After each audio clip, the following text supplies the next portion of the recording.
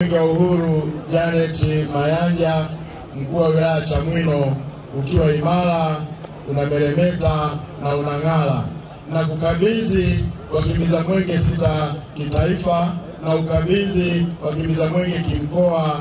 Mwenge wa Uhuru ukiwa wilaya Kongwa umekimbia kilomita 137.3, umekagua miradi yenye thamani ya bilioni 39,50,178. Mimi Janet Peter Mayanja, mkuu wa wilaya Chamwino, ninakiri kupokea mwenge wa uhuru ukiwa unang'ara, unameremeta, una afya, pamoja na wakimbiza mwenge 6 kitaifa, mratibu wa mwenge kutoka wizarani na wakufunzi 2.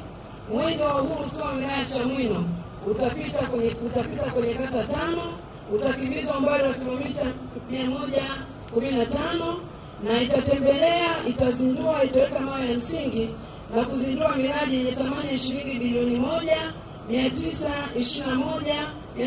1,921,504,164 na senti 50. Mwenyezi Mungu nisaidie.